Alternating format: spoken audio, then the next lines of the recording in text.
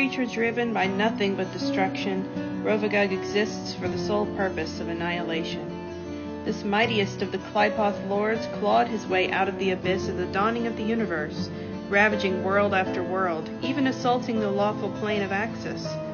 In response, the goddess Sarenrae formed an unlikely alliance of gods to defeat Rovagug, locking him away deep within the center of Golarion, in the pit of Gormas, where he sleeps still.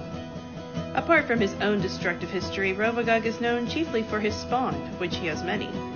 Ulanat, around whose carapace the Osirian capital of Sothis was built; Volnagor, a creature that once terrorized Garund and Arcadia and that likely lives today; and of course the dreadful Tarask, destroyer of Nin Shibor. Unfortunately, Rovagug's time may be coming sooner than anyone expects, and with it, the destruction of all.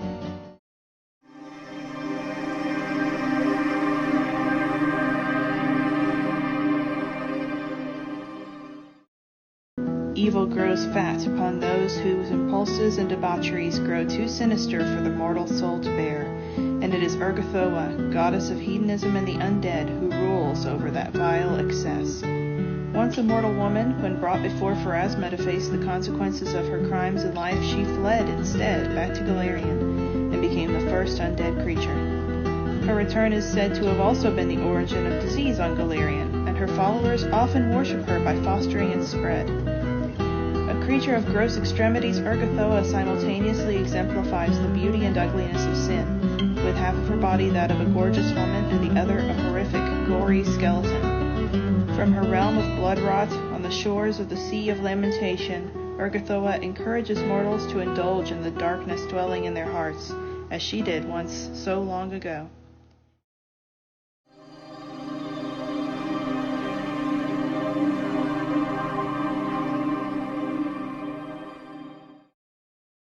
Out of all the gods of Golarion, good or evil, Zon Kuthon may best represent how completely the power of darkness can overwhelm even the purest heart.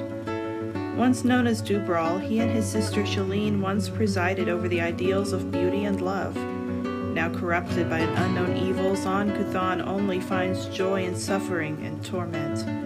From his lightless realm of Zovicane, he presides over cruel Chitons and the masochistic Velstrax, who mutilate themselves and others in their lord's name. The kingdom of Nadal swore a dark pact with Zon Kuthon nearly 10,000 years ago, and the country serves as Zon Kuthon's center of power on Golarion, where pain and misery rule supreme and the sun never shines. Wicked though he may be, Zon Kuthon does seem to recall something of his old life, for his followers never make war with those of Shalene. Perhaps there's something to be redeemed in him after all.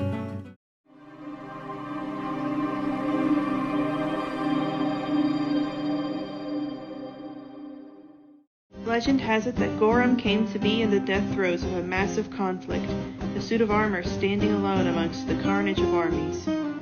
Gorum was one of 8 gods who assisted Sarenrae with the imprisonment of Rovagug inside the planet. It was he and the dwarven god Torag who forged the Dead Vault, where Rovagug sleeps. Gorum's interest in war comes less from a desire to fight for any particular cause. Rather, he presides over martial prowess and combat expertise.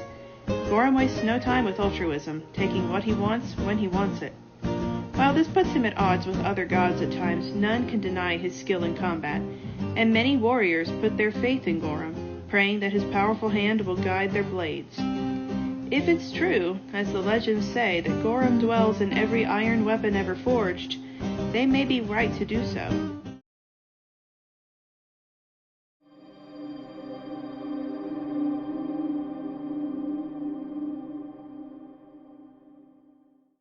No god is tied more directly to Golarion than Aroden, god of humanity. Yet ironically enough, he no longer exists.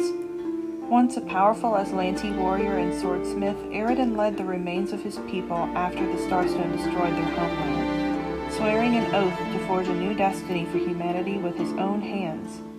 He defeated the terrible necromancer Tar-Baphon, raised the Starstone from the depths of the Inner Sea, and battled the demon lord Deskari in Sarkoris.